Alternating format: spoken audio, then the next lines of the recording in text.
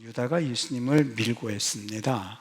그러니까 예수님께서 그날 밤에 잡혀가셔서 그래서 이제 안나스에게 신문을 받으러 이제 끌려가게 되죠. 그런데 그때에 뒤를 따라갔던 사람이 이 베드로였습니다. 여러분, 베드로를 가만히 생각해 보면 참 용기 있는 그러한 자였고, 그리고 의리가 있는 사람이었습니다. 예수님의 뒤를 따라간다라고 하는 것은 베드로 자신도 역시 예수님처럼 똑같이 결박이 되어서 죄수의 몸이 되어서 재판을 받을 수도 있는 그런 상황에 처할 수도 있었기 때문에 베드로가 예수님을 따라간다라고 하는 것은 굉장히 용기를 가지고 있지 않으면, 또 의리가 있지 않으면 할 수 없는 행동이었었죠. 그런데 이 베드로가 정작 예수님이 신문 받으시는 안나스 집들에는 들어가지 못하고 문 밖에 서서 있을 수밖에 없었습니다. 성경은 이 안나스를 가야바의 장인이었다 이렇게 소개를 하고 있는데요. 안나스는 그 당시에 AD 6년서부터 15년 사이에 대제사장을 지냈던 사람입니다. 이 제사장 직임은 그 아들까지 계속해서 이 세습이 되어지는 그런 제도였기 때문에 이 안나스에게는 5 아들이 있었습니다. 엘르아살, 둘째 아들이 요나단, 셋째 아들 데오빌루스, 넷째 아들 마띠아, 5번째 아들 안나스 2세, 이렇게 해가지고 5 아들이 모두 이 대제사장 승계가 돼서 세습이 됐었던 그러한 상황을 우리가 고려할 때에 이 안나스라고 하는 사람의 이 세도가 어떠했으리라는 것은 금방 짐작이 가능하죠. 근데 더더군다나 여기 안나스를 뭐라고 표현하고 있냐면 그 당시 그 해의 대제사장 가야바의 장인이었다. 이 5 아들 외에 자기의 딸이 있는데 그 딸도 대제사장과 결혼을 시켜가지고 쉽게 말하면 안나스는 그 당시에 최고의 권력과 세도를 누렸던 사람임을 우리는 미루어 짐작해 볼 수가 있습니다. 이 가야바와 안나스가 협력해서 예수님을 죽이는 그런 일에 앞장을 섰는데 이 막강한 권력을 가졌었던 대제사장 집에 한낱 무명 출신의 어부였던 베드로가 출입할 수 없었다는 것은 뭐 당연한 상황이지 않겠는가 하는 생각을 우리는 생각해 볼 수가 있죠. 근데 베드로가 어떻게 이 집에 들어갈 수가 있었냐면 이때에 이 성경에 보면 15절에 보면 다른 제자 한 사람이 있었다 이렇게 기록하고 있습니다. 성경에서는 이 다른 제자가 누구인지를 말씀하고 있지는 않은데 요한복음을 기록한 내용 가운데 유일하게 다른 제자 한 사람이 있었다는 것을 보면 그것을 알고 있었던 사람, 즉 이 사도 요한임을 우리는 알 수가 있습니다. 다시 말하면 거기에 들어갔던 사람은 베드로와 또 다른 제자 한 사람 요한이 들어가서 이 안나스로부터 신문을 당하는 예수님의 일을 다 볼 수가 있었던 것이죠. 한 가지 성경을 묵상하다가 조금 궁금했습니다. 어떻게 이 사도 요한은 그 안나스 대제사장의 집에 뜰에 들어가서 있을 수 있었겠는가? 더더군다나 베드로는 대제사장의 집에 들어가지 못해서 바깥에서 이러고 있는데 요한이 그곳에 있다가 그 다른 제자 한 사람이라고 밝혀진 요한이 거기에 있다가 베드로가 밖에서 들어오질 못하니까 그 문을 지키는 사람에게 말해서 베드로를 들여보내라 라고 말을 하게 되었고 그 말을 들었던 계집종이 문을 열어주면서 베드로를 들여보냈었던 것이죠. 여기 15절 말씀을 보면 이렇게 말합니다. 시몬 베드로와 다른 제자 한 사람이 예수를 따르니, 다른 제자라고 되어 있죠. 이 제자는 대제사장과 아는 사람이다 이렇게 말을 하고 있습니다. 어떻게 아는 사람이기에 이렇게 대제사장 집에 들어가서 베드로 들여보내라는 말을 했었을까? 여기 아는 사람이라고 하는 그 헬라 말의 의미는 그노스티우스 그래가지고 그거는 친척 관계를 말할 때 씁니다.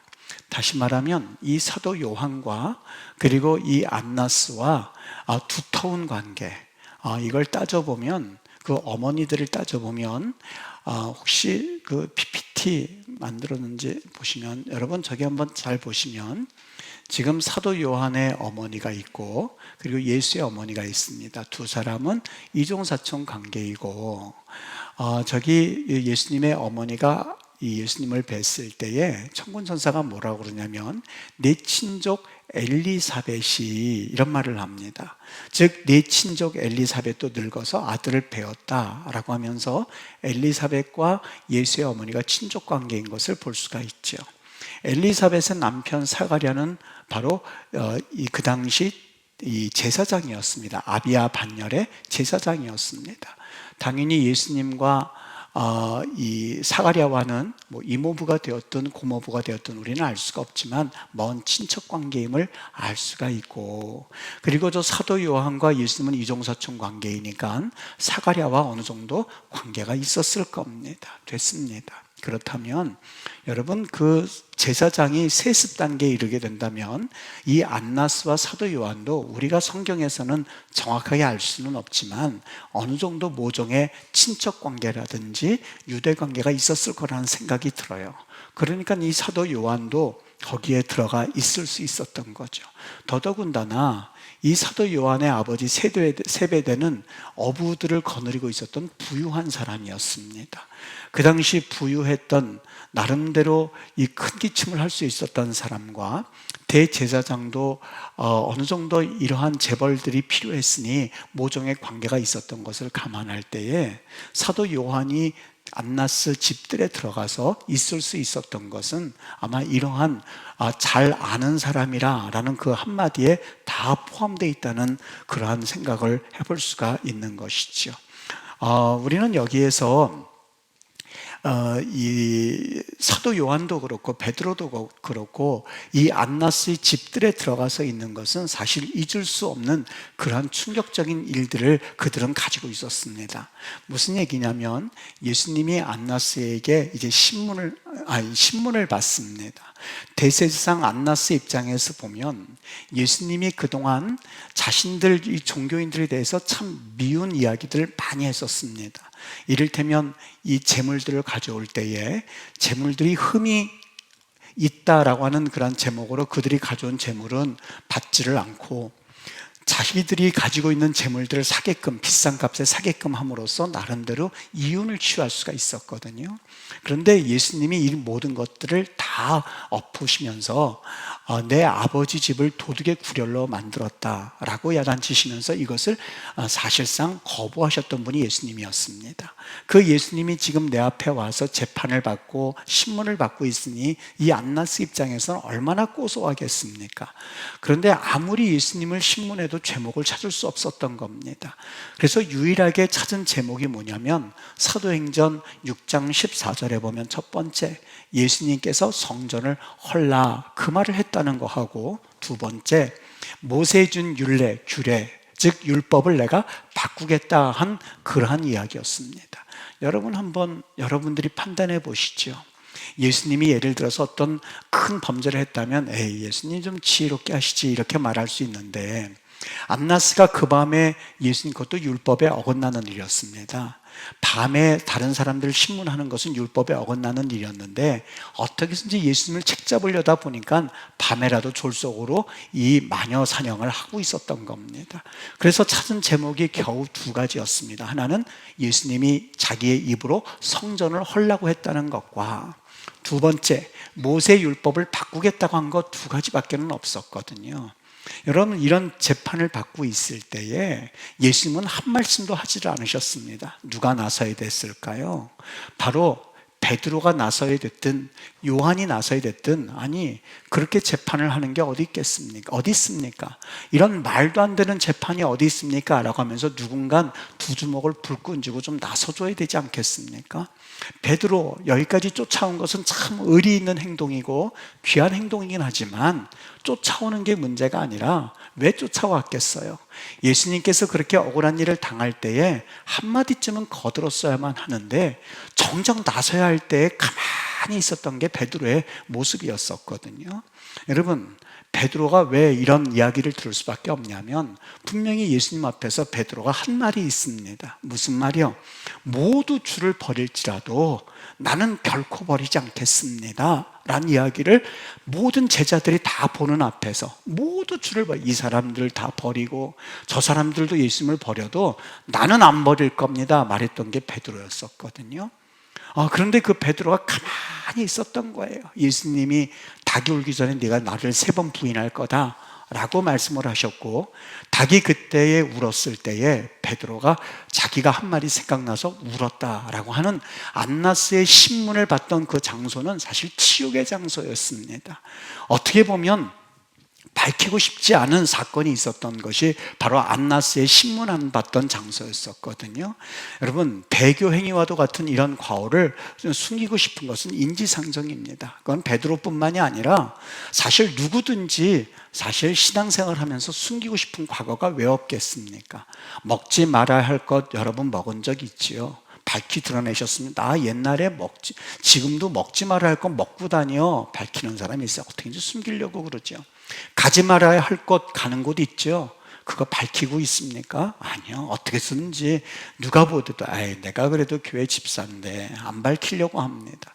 말하지 말아야 할 말을 하는 것 여러분 밝히고 있습니까? 아니요. 누구든지 숨기고 싶어 합니다. 여러분, 이거는 기가 막힌 일이 일어났었던 장소예요. 나 예수님 절대 부인하지 않을 거야 라고 했는데 부인했던 사실이 오늘 성경에 기록되어 있는데 어떻게 기록됐는지 아십니까? 그 다른 제자 한 사람이 기록하고 있었던, 그래서 알려지게 되었던 거예요.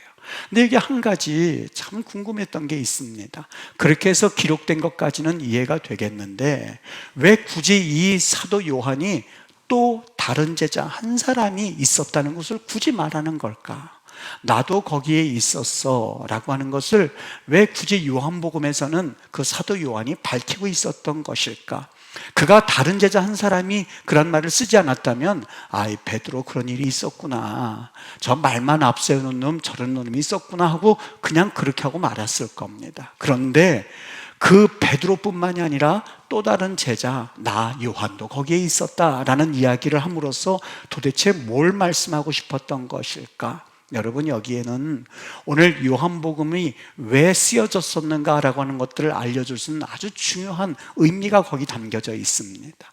베드로가 예수님을 부인을 했습니다. 그런데 요한도 자신도 사실 예수님을 위해서 변명 한마디 하지 않았거든요. 베드로는 말을 앞세워서 그랬다 하지요. 성격이 급해서 그랬다 하지요. 요한은요, 안나스와 친분이 있고 잘 아는 사람이고 말 한마디, 안나스 제사장님 저분 그냥 좀 놔두세요. 한 번만 좀 봐주세요. 내 얼굴을 봐서 한 번만 봐주세요. 한마디쯤은 하더라도 목숨까지 왔다 갔다 할 만한 사건은 아니거든요. 그런데 사도 요한도 한마디도 안 하고 침묵하면서 그 자리에 있었다. 무슨 얘기일까요?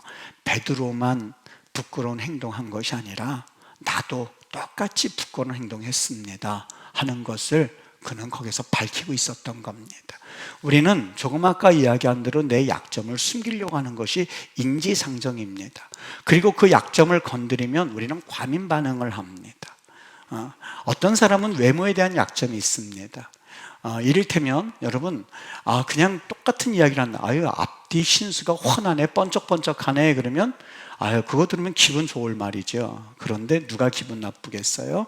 이 탈모 증상에 있는, 용서하시고 들으십시오, 세상 일반적으로 말하는 대머리라고 표현하는 분은 그렇게 얘기하면 굉장히 과민 반응 보입니다. 내 자녀가 이렇게 잘 됐어. 여러분, 그 일반적으로 할 수 있는 얘기죠. 그러나 자녀에 대해서 속을 썩는 부모들 앞에서 이야기를 하면 그 과민 반응을 보일 수밖에 없습니다. 민담에 의하면 용이 원래는 아주 순한 동물이라고 그래요. 그래서 이 용을 타고 다니고 그랬었다고 그러는데, 민담에 의하면은요, 이 용에게 약점이 하나가 있는데 목 근처 이거를 숨기고 싶어 한답니다. 만약 이 목을 보이고 나면 이것이 영린이라고 그래서 용은 견디질 못한다고 그래요. 그래서 용에는 비닐이 많았는데 목을 덮는 비닐이라고 그래요. 약점은 누구에게나 있다라고 하는 것을 말하고 싶었던 민담이라는 생각이 듭니다. 여러분, 우리 그리스도인들이 잘못 생각하는 것이 혹 있다면 오늘 본문을 통해서 듣고 싶은 것이 하나가 있습니다. 우리 신앙생활 할 때에 내 약점이 드러난다든지 내 결점이 드러나는 것에 대해서 못 견뎌 합니다. 그리고 사실 내 약점이나 결점은 예수님께서 극복할 수 있는 힘을 주셨다고 생각을 합니다. 그래서 우리는 흔히 이 말씀을 좋아하지요. 내게 능력 주시는 자 안에서 내가 모든 것을 할 수 있느니라. 그러니까 내 약점은 하나, 둘이란다 할지라도 예수님이 그것을 채우셔서 내가 그 완벽한 사람이 될 수 있다라고 꿈꾸는 건 그런 우리의 신앙이라고 생각하는데, 자칫하면 이것은 하나의 큰 오류의 이단적인 요소가 될 수 있는 요소이기에 그걸 다시 한번 생각해 보려고 합니다. 과거에 우리 초대 한국교회에 가장 큰 문제가 있었습니다. 어떤 문제인지 여러분 아십니까? 반상의 문제였습니다. 이 종과 쉽게 말하면 예전엔 종놈이라고 그랬었죠. 여성에서는 여러분 용서하십시오, 종년이라고 불렀었습니다. 또 양반들은 양반들대로 서로 이러한 관계가 있었는데, 그런데 이 교회 안에는 양반들보다 세상에서 말하는 종놈들이 많이 있었다고 그래요. 그 이유가 뭔지 아십니까? 세상에서는 종놈 그러는데 교회 오면 님자를 붙여준다는 거예요. 그 님자가 권찰님, 집사님, 권사님, 장로님, 이 님자를 붙여주니까 이 종들이 이 한국교회에 대해서 굉장한 우호를 가지고 그때 왔었던 사람들이, 종들이 많이 있었다고 그래요. 그런데 이것이 오히려 이 초대 한국교회, 기독교의 가장 큰 문제거리 중에 하나였습니다. 왜 그러냐면 종들도 오지만 양반들도 오고 있었거든요. 여러분, 이 무어 선교사님이 지은 교회가 승동교회입니다. 세운 그 교회였었어요. 이 선교사가 세운 교회로서 굉장히 최하층 천민들에게 굉장히 주로 많이 모이는 교회였었어요. 그런데 천민들만 있겠습니까? 양반들도 있죠. 근데 여기 이 교회가 점점 성장하다 보니까 이제 장로 선거가 된 거예요. 천민 측에서도 한 명 이 피택이 돼서 나오고 양반 측에서도 하나 피택이 나오는데, 양반의 숫자는 10분의 1도 안 됐고, 그리고 천민들이 다 모여 있는 장소였었어요. 그 피택된 사람, 양반에서 피택된 사람은 어차피 안 됐으니까 이름은 없고요. 이 천민 출신 중에서 백정 출신의 박성춘 집사가 나온 거예요. 경쟁을 했는데 어떻게 됐을까요? 당연히 천민들이 많다 보니까 이 박성춘 집사를 피택을 한 거예요. 그 다음부터 문제가 생겨나기 시작했습니다.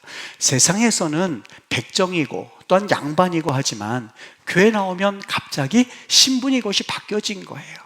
그러다 보니까 이 양반네들이 견디질 못하고 이탈하기 시작했습니다. 그래서 그 양반들이 따로 나가서 만든 교회가 안국동의 안동교회, 지금의 홍문석골교회가 바로 양반들이 만든 교회였습니다. 이 초대 한국 기독교, 이 기독교 역사를 보면 여기에 관련된 이야기가 얼마나 많고 여기에 이 담화들이 참 많이 있습니다. 웃지 못할 이야기들이 많이 있습니다.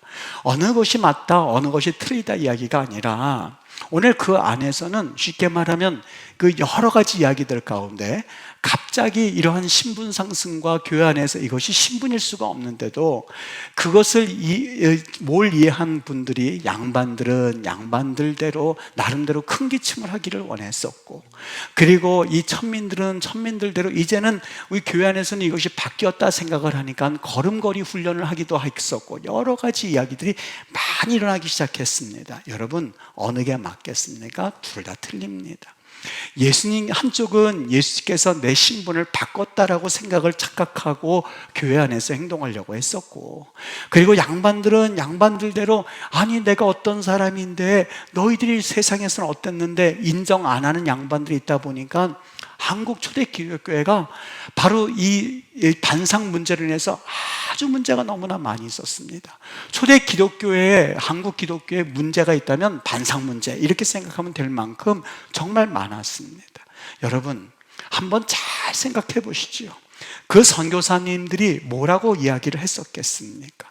여러분, 정말 내 약점을 드러내고 또한 내 약점을 덮고 또한 내 약점이 때로는 밝혀지고 때로는 예수님 안에 있으면 그 약점은 덮어지고 그렇게 하면서 실수 없는 인격체가 되는 것이 바로 기독교인의 완전한 성화라고 생각합니까? 아니요. 성경은 그렇게 말한 적이 단 한 번도 없습니다. 오히려 그 반대입니다. 고린도후서 12장 9절에 보면 도리어 크게 기뻐함으로 나의 여러 약한 것들에 대하여 자랑하리니. 나의 오히려 약한 것들에 대해서 자랑하겠다. 사도 바울이 말을 했습니다. 우리는 내 약함이 하나님을 섬기는 데 있어서 장애물이라고 생각을 하고 그것을 어떻게든지 감추려고 합니다. 그런데 하나님은 반대입니다. 약함이 우리 힘의 비밀이다. 약함이 우리 힘의 능력이다 라고 말합니다. 하나님의 말씀을 믿는다면 내 약함을 인정하고 지속적으로 그것을 깨닫고 그리고 고백할 수 있어야만 하는데 사도 바울이 그 이야기를 하기 시작했던 거예요. 고린도후서 12장 9절 말씀, 나에게 이르시기를 그에게는 난질이 있었고 그리고 간질이 있었습니다. 여러분, 목회하는 그 사도 바울이 설교를 하다가 갑자기 간질로 넘어지고 거품을 물고 그리고 눈이 그냥 막 뒤집혀지고 그런 상태에서 또 일어나서 설교를 한다고 생각해 보십시오. 무슨 권위가 서겠고 무슨 그 교회 안에서 병을 고치는 은사가 나는 것에 대해서 인정하겠습니까? 사도 바울 보고 아마 이렇게 말하는 사람도 분명히 있었을 겁니다. 당신이나 병 고치시오. 설교하다가 뒤로 넘어가는 거, 눈에서 이 질병 당신이나 병 고치십시오. 우리는 됐습니다 하는 사람들이 없었겠습니까? 근데 사도 바울이 이렇게 말해요. 내 능력이 약한 데서 온전해짐이라. 도리어 크게 기뻐함으로 나의 약한 것들을 숨기고 그리고 없애는 것이 아니라 나의 약한 것들에 대해서 자랑하리니. 그 이유가 뭔지 아십니까? 그리스도의 능력이 내게 머물게 합니다. 하나님은 우리의 연약함에 힘을 좀 보태서 그래서 나의 약점을 보완하는 분이 아닙니다. 제자들의 약함을 제거하고 그 자리에 강한 것을 심어줌으로써 그렇게 하나님이 바꾸어주는 분이 아닙니다.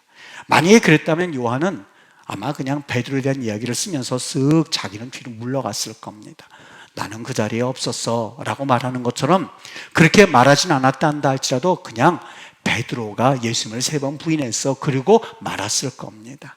그런데 거기 또 다른 제자 한 사람, 누가 보더라도 요한인 걸 알 수가 있는데 그 말의 의미는 나도 그 자리에 있었어, 나도 주님을 부인했어 라고 하는 것을 고백하고 있었던 거예요. 철저하게 나도 똑같은, 쉽게 말하면 놈이야 라고 하는 것을 밝히고 있었던 겁니다. 고린도후서 4장 7절 말씀입니다. 우리가 이 보배를 질그릇에 가졌으니 이는 심히 큰 능력은 하나님께 있고 우리에게 있지 아니함을 알게 하려 함이라. 질그릇은 흔히 고린도 잡화점에서 살 수 있는 깨지기 쉬운 아주 값싼 이 그릇과 같은 겁니다. 그 당시 승전을 하게 되면, 전쟁에서 이기고 나면 쭉 이 말에다가 실어서 이 보물들을 가지고 왔거든요. 근데 그 금과 은 보물들을 어디다 담냐면 이 여기서 말한 질그릇에 담았습니다. 왜 질그릇에 담았을까?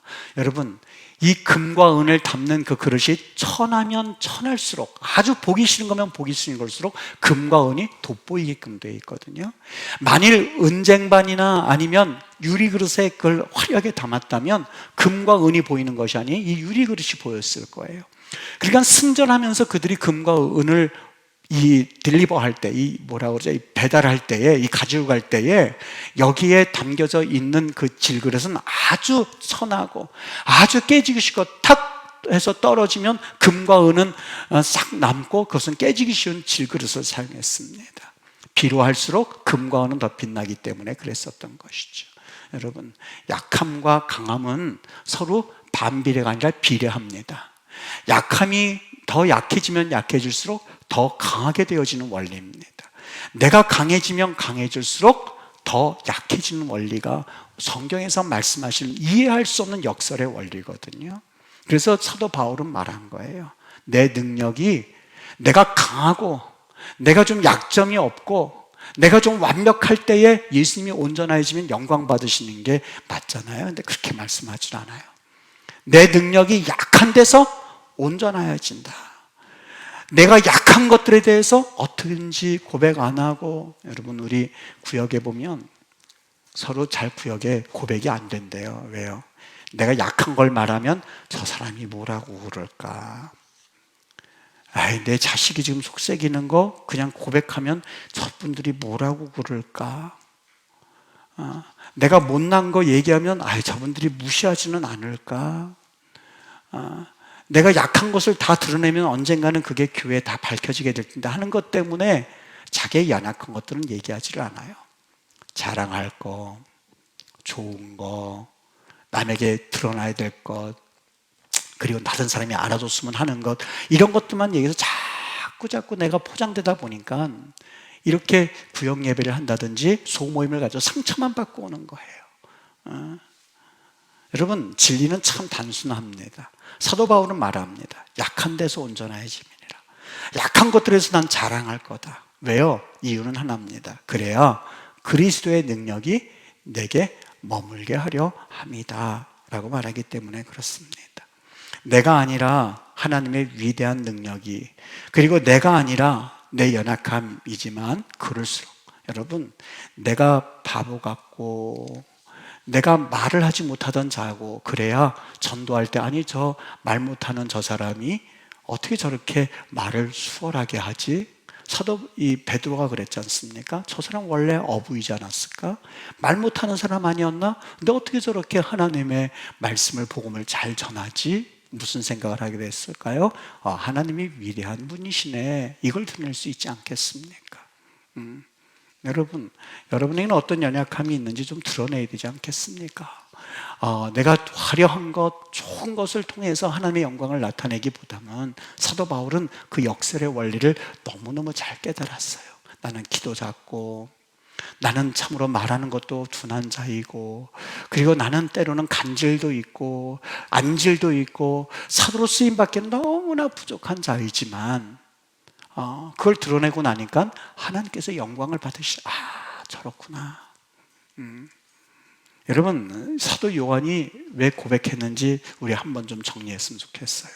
나도 그 자리에 있었어 라고 함으로써 요한은 베드로가 절대로 주임을 부인하지 않겠다고 하면서 자기를 믿었던 그 베드로가 철저하게 무너지는 그 모습 속에서, 그 연약함 속에서 사도 요한은 실은 나도 그래요 라고는 얘기를 하고 있었던 겁니다. 베드로처럼 그렇게 드러나지는 않았지만 나도 위선된 자입니다. 나도 그런 잘못을 저지른 자입니다. 그것을 드러내고 있었던 겁니다. 이 요한이 그 다음에 예수님이 십자가에 못 박혀 돌아가시거든요. 참 요한이 이해가 되지 않았던 것 중에 하나가, 예수님이 하나님의 아들로서 12영이나 되는 그 영을 보내서 그 자기를 잡으려고 하는 사람들을 전부 다 물리칠 수가 있었어요. 근데 그렇게 하지 않는 것을 봤어요. 그냥 예수님이 십자가에 달려 돌아가신 모습을 보면서 한편으로는 제자들이 답답했겠죠. 그러나 요한은 충격적인 그런 깨달음을 얻었었던 겁니다. 하나님이면서도, 그리고 그 만주의 주이시면서도 십자가에 달려 돌아가시는 그냥 나약한 인간의 모습으로 돌아가시는 그 모습을 보면서 저거구나. 연약함을 부인하지 않으시고 십자가에 달려 돌아가시는 저 모습이야말로 하나님의 모습이었고 이것이 우리가 따라갈 길이구나 깨달았던 이 요한이 거기에 쓰기 시작했어요. 다른 자, 나도 거기에 있었어요. 베드로만이 예수님을 부인한 게 아니라 나는 모든 사람이 주를 버리겠습니다라는 말을 하진 않았지만 실은 나도 그 마음을 품었거든요. 저도 그랬거든요. 여러분, 요한복음이 생명의 복음입니다. 참 귀한 복음서입니다. 여기에서 놀라운 진리를 깨닫게 됐는데 내가 하는 게 아니구나. 내가 하는 게 아니라 포도나무의 비유. 예수가 내 안에 있고 내가 예수 안에 있을 때 비로소 하나님의 역사가 이루어지지, 하나님이 하는 것이지 내가 하는 것이 아니구나 하는 것을 깨닫고, 진정 요한은 그리스도 안에 거하고 그리스도가 내 안에 거하는 그 신비한 비밀의 원리를 요한복음에서 그는 기록할 수가 있었던 겁니다. 그리스도의 능력으로 우리 안에서 하나님의 일이 완성되실 것을 확신하고 기뻐하는 것, 그리고 진정 내가 아닌, 내 자아가 아닌 자꾸 나는 연약함이 자랑되어지고 드러나고 아무것도 아니라는 것과 아무것도 할 수 있는 존재가 아니라는 것을 깊이 고백하면 고백할수록 그 안에서는 하나님의 영광이 자꾸 드러나는 그 엄청난 역설의 원리를 그는 고백함으로써 오늘 성경 말씀을 통해서 우리에게 지금도 말씀하고 있었던 것이죠. 예수를 믿으면 나의 연약함이 사라져서 완벽한 사람으로 거듭나기를 원하면서 지금까지 어떻게든지 의지를 가지고 살아오셨습니까? 아닙니다. 그렇지 않습니다. 만일 그랬다면 성경을 다시 한번 우리가 묵상하면서 우리 하나님을 경험하실 수 있으셔야 됩니다. 오늘부터 내가 연약하고 깨지기 쉬운 질그릇이라는 것을 인정하는 데서부터 신앙은 시작이 됩니다. 그리고 그 하나님 앞에 인정하는 그 모습 속에서부터 우리 하나님이 조금씩 살아서 역사하시는 은혜를 경험하고 그 하나님을 찬양하는 것, 이것이 바로 신앙의 본 궤도에 올라가는 또 하나의 길이 되는 줄 믿습니다. 여러분, 오늘 말씀 가운데 요한도 그 자리에 있었다고 말하니요, 왜 그랬을까요? 답은 오직 하나인데, 나도 베드로와 똑같습니다. 나도 위선자입니다. 뒤로 빠지고 나는 아니고 베드로가 그랬어요 라고 말하고 싶지 않았었어요. 나도 똑같은 그러한 베드로의 모습으로 살았던 죄인이었습니다. 그런 나를 하나님께서 치료해 주셨고, 그런 나를 하나님께서 불러주셨고, 요한복음 21장에 가서 또 보십시오. 네가 나를 사랑하느냐 베드로에게 물어볼 때에 여러분 그 말 속에 요한이 얼마나 칼로 찌르는 것 같은, 주님 나도 똑같아요, 나도 주님 사랑하는 줄을 아시지 않습니까?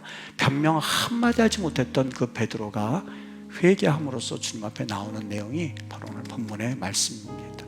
예수 믿는 것, 여러분 이거 결코 단순하지 않습니다. 절대 단순하지 않습니다. 이게는 심오한 역설의 진리들이 많이 있는데 이 영적인 세계를 잘 깨닫고 알아서 우리 주님의 이 자리에 초청하는 그 초청에 여러분들이 아멘이라고 받아들이시고, 그리고 이 깊은 우리 주님의 이 영적인 세계에 한번 같이 들어가서 내 삶을 한번 살펴보고, 그리고 그 삶 속에서 말씀하시는 주의 음성을 잘 내가 귀담아 들어서 정말 천국 백성이 되는 그런 반열에 다 동참할 수 있게 되기를 예수님의 이름으로 축복합니다.